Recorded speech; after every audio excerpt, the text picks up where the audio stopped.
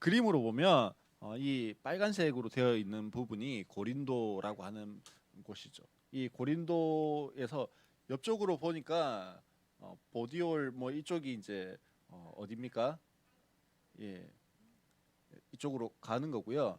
어, 아덴 뭐 요 동네가 지금 전부 다 사실은 그리스에 그리스 뭐 이제 아테네 아덴이라고 되어 있는데 아테네 뭐 이렇게 그리스의 지도라고 보시면 됩니다. 그래서 지중해와 흑해 뭐 사이에 있는 요 동네에 지금 고린도가 위치해 있다. 뭐 이렇게 이해를 하시고 대충 그림을 지중해 와 흑해 사이에 있는 이 고린도라고 하는 곳을 이해하시고 오늘 말씀을 좀 어, 같이 들으시면 더 좋겠다 싶습니다. 자, 고린도 전설을 살피기 위해서 예, 지식이 필요하다고 했어요. 기초 지식이 필요한데 첫 번째로 필요한 것은 고린도는 어떤 곳인가라고 하는 것이고요.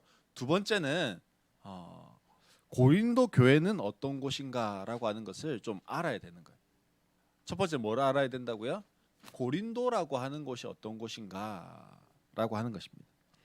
고린도라고 하는 곳은요, 우리가 지도에서 금방 보았던 것처럼 어, 상업이 활발했던 곳입니다. 우리로 치면 뭐 인천이라든지 아니면 부산 뭐 이런 곳이라고 이해할 수 있습니다. 그래서 무역을 하는 상선들이 왔다 갔다 하고 그리고 뿐만 아니라 해상으로의 무역만 이루어진 것이 아니라 내륙으로의 무역도 이루어졌던 것이 이 고린도에서 그러니 내륙으로도 이 상업이 물자가 왔다 갔다 하고 해상으로도 물자가 왔다 갔다 하니까 이 고린도라고 하는 곳이 엄청나게 그런 상업적인 요충지였다라고 하는 것을 알 수 있습니다. 또 여기 항구에서는요 거의 그 당시에는 전 세계로 흩어졌다 뭐 전 세계와 이 상업을 했다 뭐 이렇게 이해도 됩니다. 그래서 이탈리아, 스페인, 뭐 소아시아, 페니키아, 이집트에 이르기까지 전체적으로 이 고린도를 거쳐서 전부 다 가게 되어지는 그런 지금으로 치면 뭐 우리 부산 신항을 무슨 항으로 개발하겠다 뭐 이렇게 해서 진해가 있죠. 허브항으로. 그래서 다른 중국을 가고 어디를 갈 때 중간에 잠시 정박해 있고 그곳에서 뭐 하고 하는 그런 항구로 이 고린도라고 하는 도시가 그렇게 역할을 했다라는 겁니다. 뿐만 아니라 종교적으로는요. 이 치유의 신이었던 아스클레피우스라고 하는 신, 전 잘 모르겠어요. 그 다음에 태양신 아폴로, 들어봤죠. 그리고 미의 여신 아프로디테 이런 신들을 섬기는 그런 신전이요. 이 고린도 안에 12개가 있었습니다. 12개의 그런 신전들을 가지고 있을 만큼 종교적으로 어떻게 해요? 아주 그 그리스 신화에 나오는 그 신들을 열심히 섬기는 그런 도시가 이 고린도였습니다. 이렇게 또 상업적으로 무역이 활발하다 보니까 무엇이 또 있었냐면 다양한 문화가 그곳에 자리 잡고 있었어요. 다양한 문화가 자리 잡고 있다 보니까 그 다양한 문화들을 일단 뭐 해야 됩니까? 수용해야 돼요. 그래서 대단히 이 고린도라고 하는 지역은 어떤 지역이었을까? 개방적인 지역이었습니다. 그래서 다른 문화, 다른 뭐 도덕적인 것, 풍습들 이런 것들에 대해서 크게 통제하거나 타치하거나 그렇지 않았다는 거예요. 그냥 너는 너고 우리는 우리고 이렇게 인정했다라는 거죠. 그렇게 상업적으로 부와 풍요로 인해서 따라오는 문제가 있었는데요. 성 문제에 있어서도 아주 개방적이었다라는 거죠. 그건 그냥 하나의 문화고 하나의 풍습으로 하나의 종교로 그렇게 인정하니까 오케이 너가 그렇게 하는 거 괜찮아 이렇게 했다라는 거죠. 이렇게 개방적인 것을 넘어서서 이 고린도에는 이 성적인 문란이라고 하는 것이 아주 심각한 그런 성적으로 문란한 도시의 대표적인 도시가 이 고린도였다라는 것입니다. 고린도의 가장 높은 아크로 고린도라고 하는 그 산 꼭대기에 아프로디테의 신전이 세워져 있었습니다. 지금도 그리스 가면은 이 아프로디테 신전이 서 있습니다. 근데 이 아프로디테 신전 지금 기둥밖에 안 남아 있긴 합니다만은 이 신전에 여사제 신전 여사제가 1,000명이었어요. 몇 명요? 예, 여사제만 1,000명이었습니다. 왜 여사제가 1,000명씩 필요했을까요? 이 아프로디테 미의 신, 이 미의 여신에게 제사한다라고 하는 이름으로 뭐 했을까요? 합법적으로 그 제사의 하이라이트 부분에 가면 이 신전 여사제들과 함께 예, 그런 음란한 성적인 것들을 하는 그런 것이 합법적으로 종교 안에 들어와 있었어요. 그러니까 이 1,000명의 여사제라고 하는 건 사실은 뭐예요? 종교적인 창녀죠. 매춘부예요, 매춘부. 그런 것이 합법적이었어요. 근데 낮에는 뭐 하고요? 이 아프로디테 신전에서 합법적으로 뭐 하고? 예, 매춘을 하고. 밤에는요. 돈 많이 벌어야 되잖아요. 밤에는요. 밤에는 공식적으로 그 도시로 내려와 가지고 그렇게 매춘을 하고. 그러니까 엄청나게 이 종교적으로 종교적이라고 하는 이름을 씌워서 성적으로 문란한 도시가 이 고린도였습니다. 그래서 이 고린도라고 하는 이름 이꼴 뭐가 되었냐면 성적 문란이라고 하는 것으로 여겨졌습니다. 그래서 심지어는 코린티아조라고 하는 단어가 있는데요. 이 코린티아조라고 하는 것은 고린도스럽다 이런 뜻이에요. 코린티아조는 고린도스럽다라고 하는 뜻인데 고린도스럽다라고 하는 게 뭘까요? 성적으로 부정을 행하다 이런 뜻이 나중에는 코린티아조의 어근입니다. 고린도스럽다가 뭐가 됐다고요? 성적으로 부정 행위를 하다. 이게 코린티아조예요. 그만큼 고린도는 성적으로 문란한 도시였습니다. 이렇게 부유하고 풍요롭고 음란한 도시인 고린도는요. 주전에 예수님 전에 예수님 오시기 146년 전에 주전 146년에 로마에 의해서 완전히 파괴되어 버립니다. 근데 로마에 의해서 완전히 파괴되어져서 그 부와 뭐 이런 것들이 전부 다 없어졌겠죠. 그런데 주전 44년이 되면요. 한 100년 정도가 지나고 나면 로마가 이 고린도를 다시 카이사르 때 재건을 하게 되어집니다. 왜 재건을 할까요? 재건한 이유는요. 뭐 위에서 설명한 거랑 마찬가지예요. 비슷한 거예요. 첫째는요. 상업을 위한 전략적인 위치로서 너무 중요한 거예요. 내륙으로도 무역이 가능하고 해상으로도 무역이 가능한 그런 곳이었기 때문에 그냥 여기를 폐허로 가만히 두기에는 너무 아까웠던 거죠. 그리고 두 번째로는요. 이 로마는 엄청나게 많은 무엇을 가지고 있었습니까? 나라들을 정복해서 땅들을 가지고 있었어요. 근데 로마 자기 나라 본토 로마에는 노예들도 있고 노예들보다 신분이 조금 나은 어떤 사람들이 있었냐면 자유인들이 있었습니다.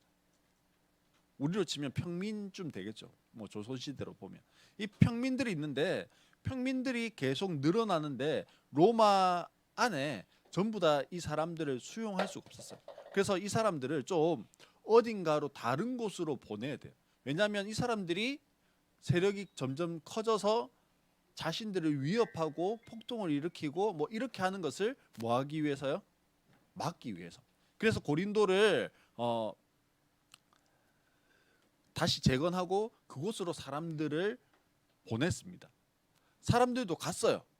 왜냐하면 이 고린도라고 하는 곳이요. 어떤 곳이라고요?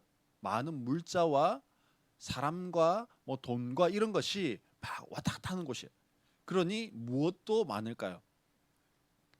돈을 벌 수 있는 기회도 많은 거예요. 그러니 우리로 치면 뭐 어떤 걸까요? 아메리칸 드림 뭐 이런 거예요. 아, 고린도에 가면 지금 내가 자유인인데 나도 귀족이 될 수 있고 더 나은 삶을 살 수 있어라고 하는 기대를 가지고 사람들이요 이곳으로 막 몰려왔어요. 저 그 기대처럼 그곳으로 오는 신흥 부자들이 막 생겨나기 시작했습니다. 로마 황제 입장에서는 잠재적인 불안 요소들을 해결하는 가장 손쉬운 방법이었고, 이 자유인들에게는 경제적인 출세 기회를 가질 수 있는 곳이었기 때문에 주전 44년에 세워져 다시 재건되어진 이 고린도로 사람들이 몰려오기 시작했어요. 그리고 금방 옛날의 그 영광과 부를 금방 회복했어. 근데 또 무엇도 함께 왔을까요? 예, 고린티아조도 여전히 함께 했던 거예요. 그래서 사도 바울이요, 나중에 그 음행의 문제에 대해서, 근친상간의 문제에 대해서 막 이렇게 설명하는 것들이 바로 이런 배경 아래 있는 이야기들이라는 거죠. 고린도는 대충 그렇게 한번 상업적으로 활발했던 것이고, 대신에 부와 이런 것들이 있다 보니까 무엇이 많았던 곳요? 음란한 것들, 뭐 이런 것들이 문란한 것들이 많았던 도시였다. 자, 그러면요, 고린도 교회는 어떤 곳인가라고 하는 것을 살펴볼 필요가 있습니다. 교회를 창립하신 분이 계십니다. 교회를 창립하신 분이 있고 교회를 설립한 사람이 있습니다. 창립은 누가 하셨을까요?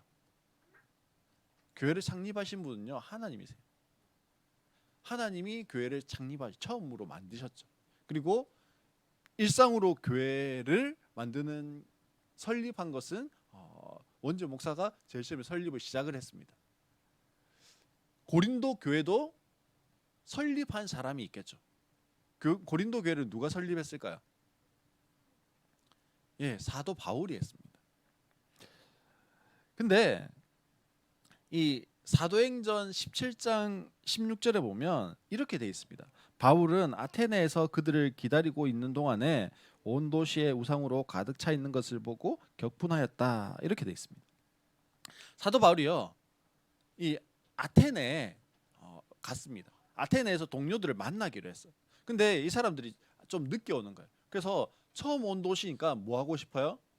구경하고 싶은 거죠. 아테네라고 하는 것은 뭐 그 당시에도 이 헬라 문명, 그리스 문명의 발상지였고 가장 뛰어난 그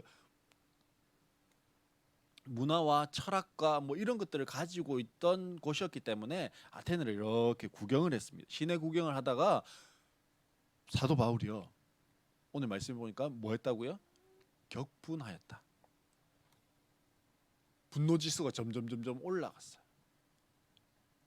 그냥 가만히 있었어야 되는데 도시를 돌아본 반응이 격분하였다.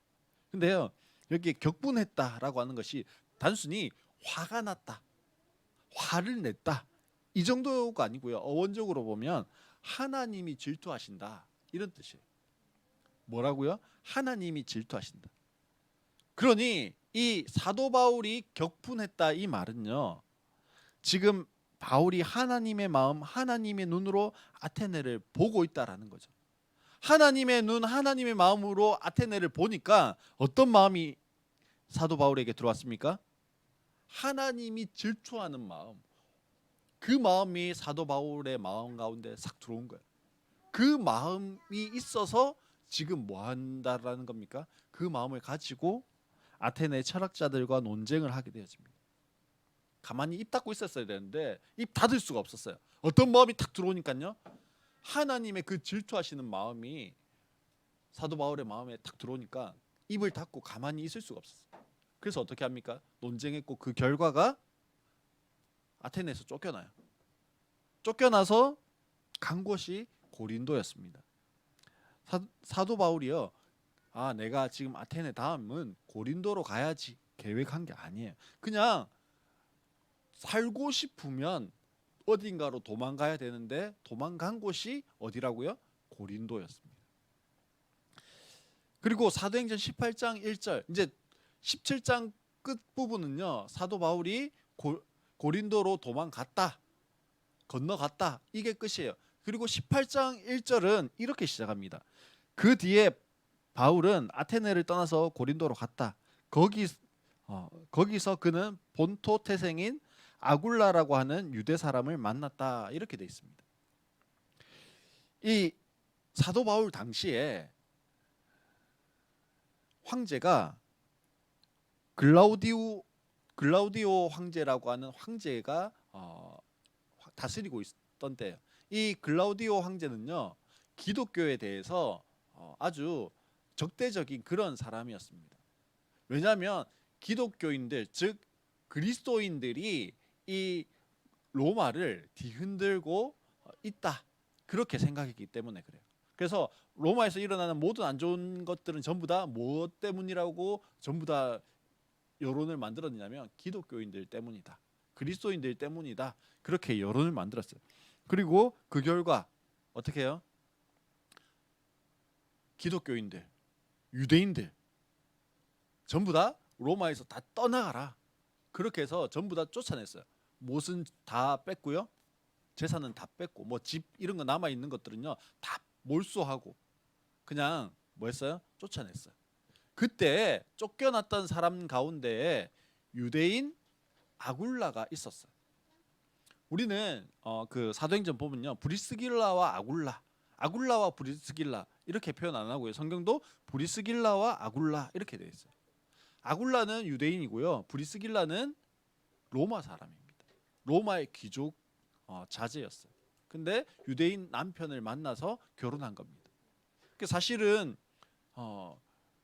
유대인들이 다 떠나라고 할 때 이 브리스길라는 남아 있을 수 있어요. 근데 남편과 함께 하려고 했고 신앙을 따라서 살아가려고 해서 떠납니다. 떠나는데, 제가 고린도는 어떤 곳이라고요? 신흥 부자들이 많이 생겨나는 경제 출세에 기회가 있는 곳이 고린도라고 했어요. 그래서 이 로마에서 쫓겨난 많은 유대인들이요 다 어디로 갔을까요? 고린도로 갔습니다. 왜냐하면 그곳에서는 다양한 종교를 인정해 주니까 기독교라고 딱히 핍박하진 않아요. 그리고 그곳에서는 뭐 할 수 있으니까요, 다시 내가 로마에서 다 빼앗긴 그 재산들을 다시 한 번 더 일으킬 수 있는 기회가 있으니까. 그래서 고린도로 사람들이 몰려오기 시작했습니다. 그 중에 아굴라와 브리스길라도 고린도로 가게 되어집니다. 고린도로 갔는데 이 사람들은 업이 천막을 제조하는 업을 하고 있었어요. 뭐 쫓겨나도요, 재산을 다 뺏겨도 뭐 가지고 있는 은근 패물들이 있을 거 아니에요. 그것으로 이 가게를 차립니다.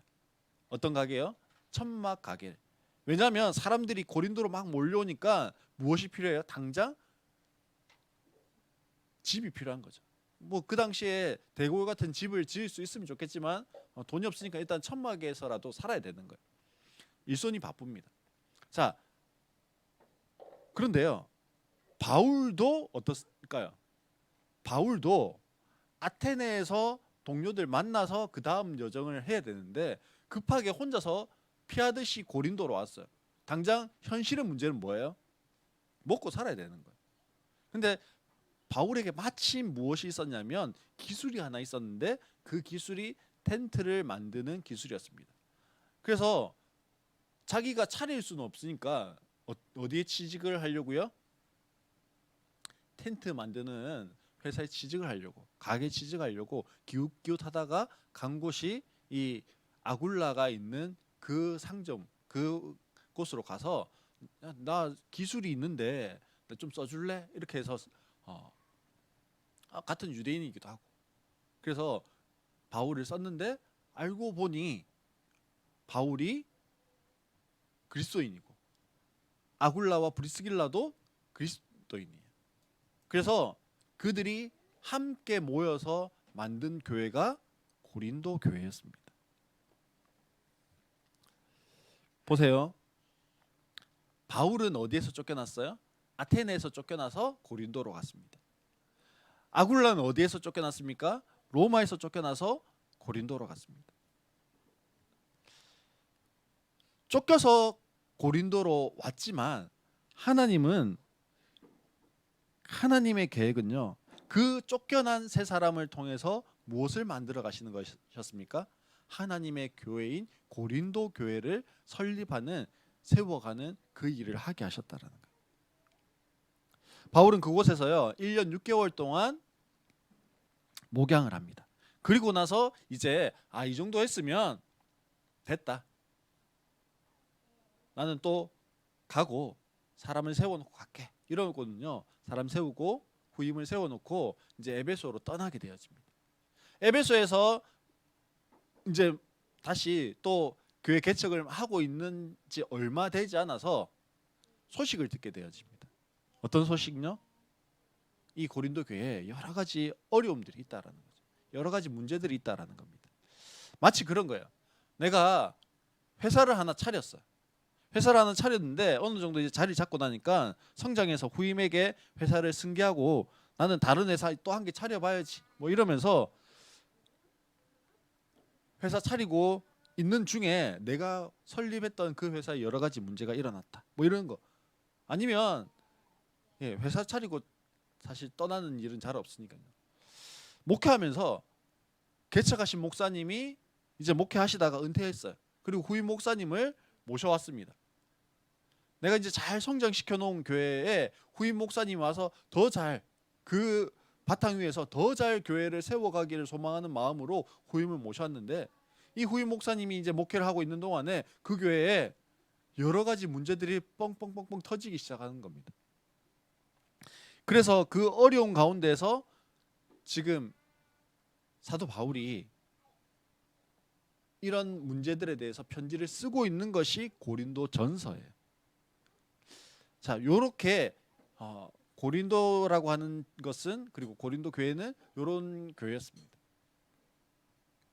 그 기본 기초 지식을 가지고 우리가 오늘 1절, 2절 말씀을 보도록 하겠습니다. 오늘 본문 말씀을 살펴보면 1절에 이렇게 되어 있습니다. 사도로 부르심을 받은 나 바울이라고 그렇게 말씀하고 있습니다.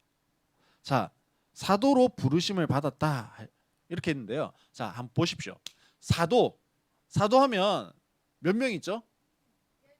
12사도가 있습니다. 그러면 12사도는 누구일까요? 12사도. 그건 잘 기억이 안 납니다. 그렇죠? 왜 잘 기억이 안 날까요? 12사도 이름을요 잘 이야기해 본 적이 잘 없어요. 자, 그럼 질문을 바꿔서요. 도마는 사도일까요? 아닐까요? 안드레는 사도일까요? 아닐까요? 1초 만에 대답이 안 나와요. 사도인가? 생각해봐야 돼. 12제자에 속하는 건 알겠는데 생각해봐야 돼. 자, 그러면요. 바울은 사도일까요? 아닐까요?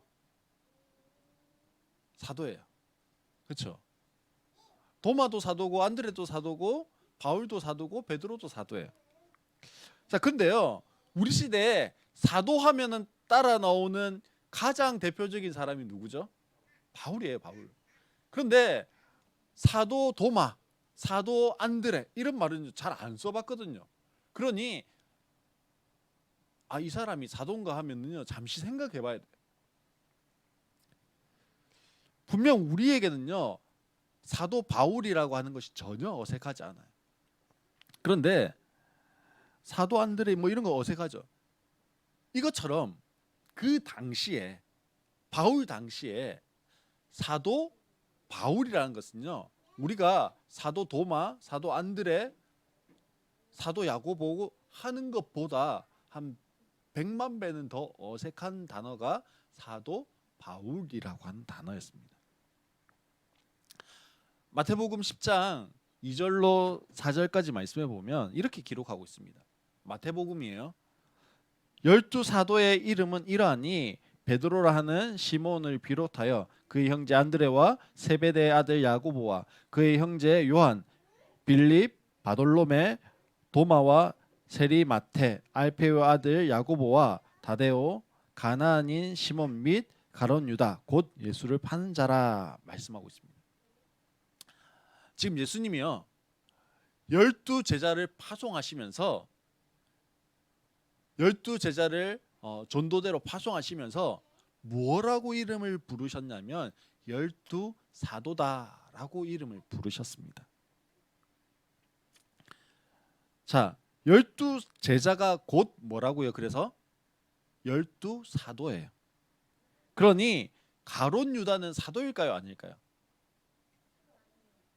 사도예요, 사도. 열두 제자가 곧 뭐라고요? 사도니까. 열두 사도 안에 누구도 포함된다고요? 가룟 유다도 포함되어 있어요. 그러나 가룟 유다는요, 어떻게 됩니까? 목매어서 죽게 되어집니다. 그래서 가룟 유다를 대신해서 새로 사도를 뽑게 되어지는 거예요. 사도행전 1장 16절로 22절 말씀을 보면 베드로가요, 기도하고 있다가 마가 다락방에 모여 기도하고 있다가 이렇게 제안을 합니다. 우리가 가룟 유다를 대신해서 사도를 뽑아야 하지 않겠냐. 그러니 우리가 새로 사도를 뽑자. 이렇게 이야기하거든요. 그러면서 그러면 어떤 사람을 사도로 뽑을 거냐라고 했을 때 그 사도의 조건을 사도행전 1장 22절에서 설명하고 있는데요. 이렇게 이야기합니다. 곧 요한의 세례를 주던 때로부터 예수께서 우리를 떠나 하늘로 올라가신 날까지 늘 우리와 함께 있던 사람 가운데서 한 사람을 뽑아 우리와 더불어 부활의 증인으로 삼아야 할 것입니다. 즉 사도의 조건이 두 가지가 있습니다. 첫 번째는 예수와 함께 한 사람, 즉 공생의 3년을 함께 한 사람이라고 하는 조건이 있고요. 또 한 조건이 있는데 두 번째 조건은 예수님의 부활을 목격한 사람, 그래서 부활의 증인이 되어지는 사람, 요 두 가지의 조건이 있습니다. 두 가지의 조건 가운데서 맞는 사람을 이 사도행전 1장에 보면 요셉이라고 하는 유스도와 그 다음에 마띠아라고 하는 두 사람 가운데서 제비 뽑아서 마띠아를 사도로 세웁니다. 그래서 마띠아가 무엇의 수에 포함되어진다고요?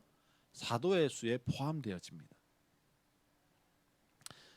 자, 그런데요, 사도 바울은 예수님이 부활 승천하신 이후에 한 30년 지나서 등장한 사람이에요. 뿐만 아니라 사도 바울은 어떤 사람입니까? 바울이 어떤 사람이었죠? 바울은 하나님을 사랑한 사람이었어요. 하나님을 향한 열심이 특심한 사람이었습니다.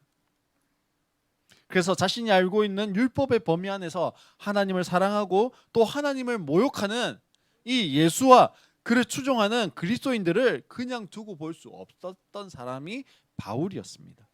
왜요? 바울은 하나님을 사랑하는 사람이었으니까.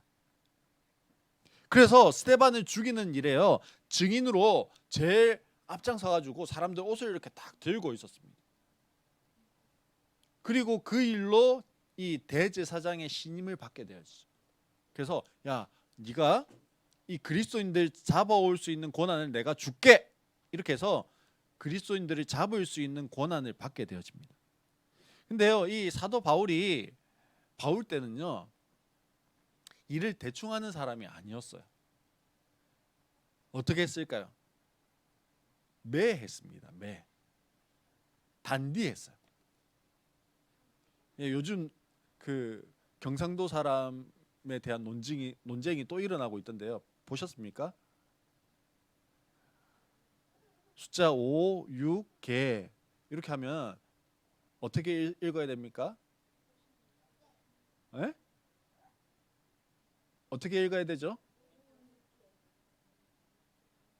56개입니까? 56개입니까? 예. 경상도 사람들 중에 56개 뭐 이렇게 읽는 사람들이 있더라고요. 예. 하여튼 일을 하면요, 아주 끝장을 보는 사람이었던 것 같아요. 그래서 사도행전 8장 3절에 보면 그런데 사울은 교회를 없애려고 날뛰었다. 예. 교회를 없애려고 했어요. 그래서 어떻게 했냐면 그는 집집마다 찾아가서 남자나 여자나 가리지 않고 끌어내서 감옥에 넘겼다. 이 예루살렘에서의 일입니다. 예루살렘에서 어디에 갔다고요? 그냥 지나다니다가 하는 것이 아니라 집집마다 찾아다니면서 너 예수 믿냐? 안 믿냐? 예수가 구원자가 아닌 거, 부활하지 않았던 거 너 입으로 지금 이야기할 수 있냐? 나는 말 못한다 이러면 잡아가고, 당연하지. 예수가 어떻게 구원자야? 부활했다고 그 거짓말이 그러면 니 통과 뭐 이렇게 하고 하면서요. 어떻게 해요? 집집마다 찾아다니면서 사람 그리스도인들을 잡아서 감옥에 가두었습니다. 이 일로 예루살렘에 있던 교회가요 다 흩어집니다. 예루살렘의 사도들 말고는 다 없어지고 흩어집니다. 흩어져서 이제 각 지역으로 흩어져 있으니까 이 사울이었던 바울이요 성이 안 차는 거예요. 어떻게 해야 됩니까? 흩어져 있는 그 인간들까지 다 찾아가지고 아주 씨를 말려야 되는 거예요. 완전 예수 믿는 사람들이라고 하는 그 사람들은 없애버려야 되는 거예요. 그래서 어떻게 해요? 대제사장이 가서 대제사장님 예루살렘에만 그 일을 할 것이 아니라 잡아들일 것이 아니라 지금 다른 곳에서도 예수 믿는 사람들 잡아들일 수 있도록 나한테 좀 권한을 주십시오. 그래서 어떻게 해요? 대제사장에게 그 체포할 수 있는 권한을 딱 받아가지고 지금 갔던 곳이 다마스커스, 다메섹이라고 하는 곳으로 가게 되어집니다.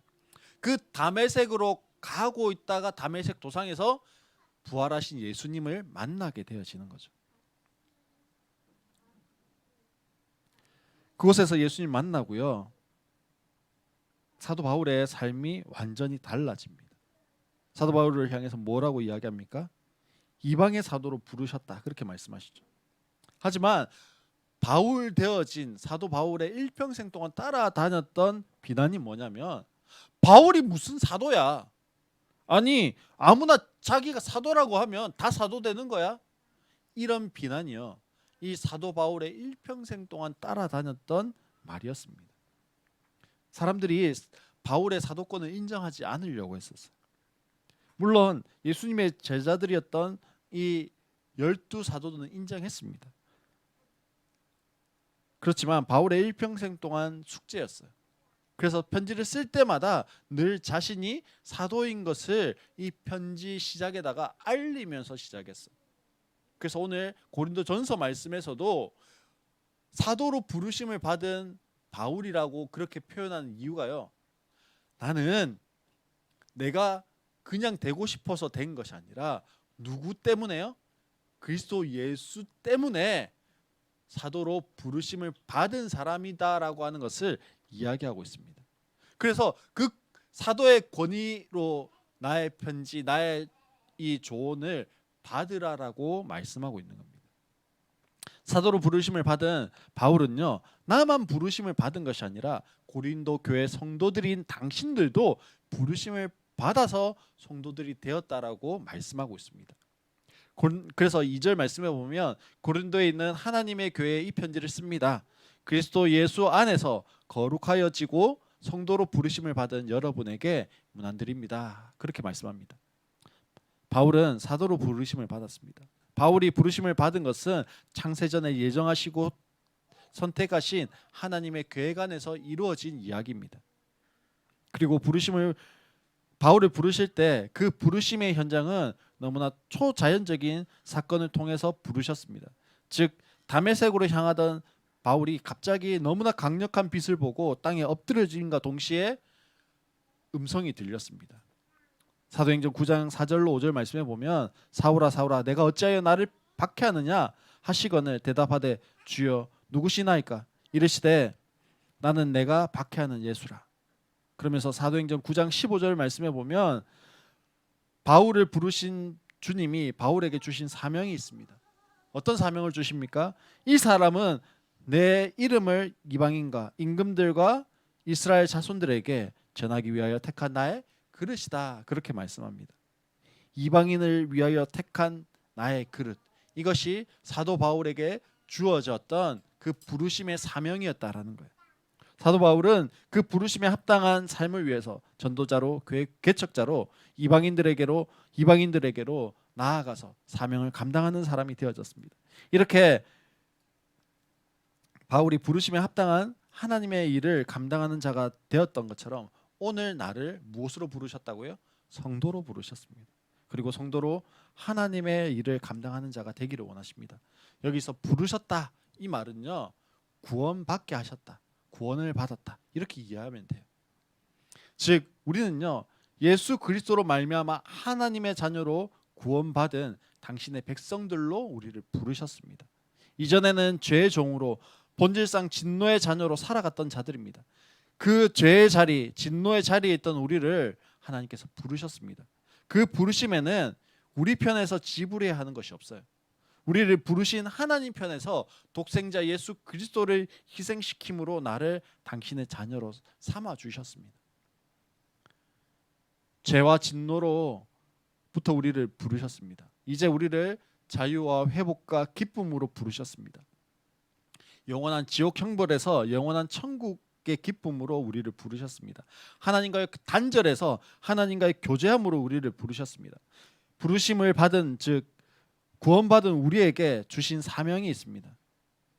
우리를 부르신 그 부르심은요 사명을 위한 부르심입니다. 즉 목회자로 부름을 받은 사람은요 목회자로 하나님의 일을 감당하는 것처럼요 성도로 그냥 부르심을 받아서 예수 믿어 천국 간다 그 정도의 부르심이 아니라는 거예요.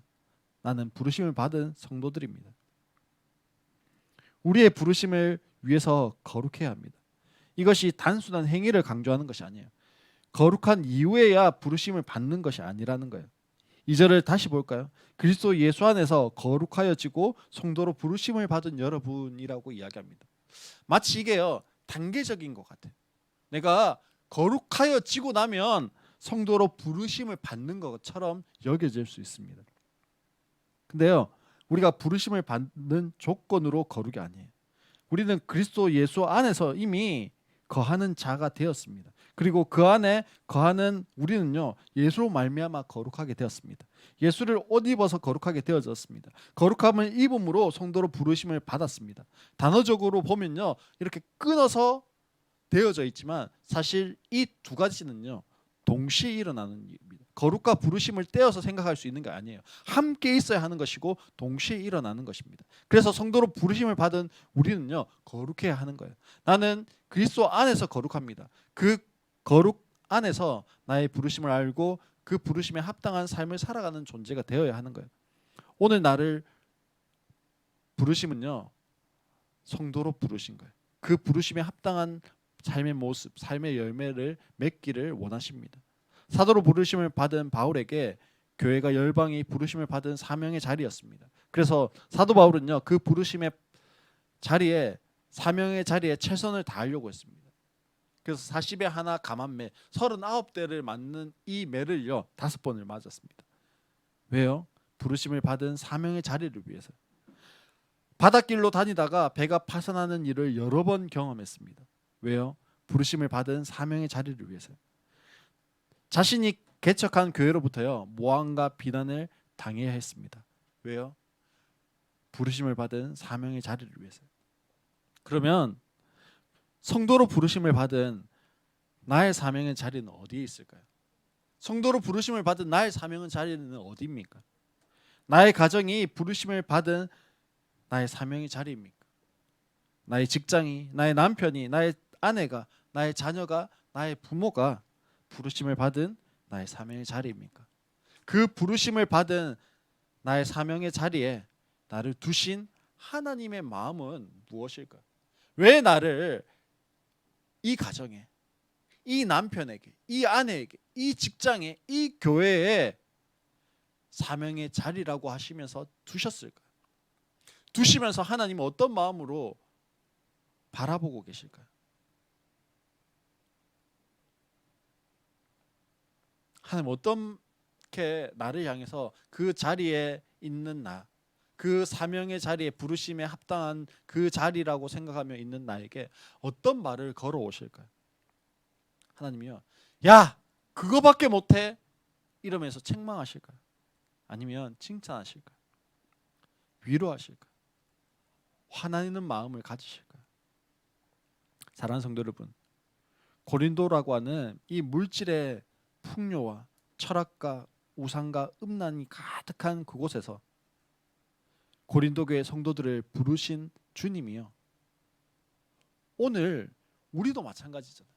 우리도 사실은요 물질적으로 풍요하고요, 과학이 뛰어나고요, 우상과 음란이 가득한 우리의 일상에서, 우리의 이 땅의 삶 가운데서 우리를 성도로 부르셨습니다. 부르신 그 주님이 바로 그 부르심을 받은 그 사명의 자리, 그곳에 서 있는 것, 그것으로부터 주님은요 충분히 기뻐하시고 칭찬하십니다. 그리고 그 주님의 마음을 알고 그 마음을 전하는 자로, 그 주님의 마음을 선포하는 자로 살아가기를 원하십니다. 사랑하는 성도 여러분, 지금 내가 서 있는 그곳이 주님이 나를 부르신 사명의 자리입니다. 우리가 한번 고민해 봤으면 좋겠습니다. 한 주간 동안 묵상해 봤으면 좋겠습니다. 내가 이 사명의 자리에서 어떤 사명을 감당해내야 하는 건지, 어떤 것을 하나님 하시기를 원하시는 건지, 하나님께서 어떤 것을 했을 때 기뻐하시고, 그래 힘들지만 그 사명 감당해줘서 고마워, 그렇게 칭찬하실까요? 사랑하는 성도 여러분, 내가 힘들지만, 고통스럽지만, 또는 견뎌내기가 버겁지만 그 부르심에 합당한 사명의 자리에 끝까지 서 있을 수 있는 우리 모든 성도님 되시기를 주의 이름으로 축원합니다.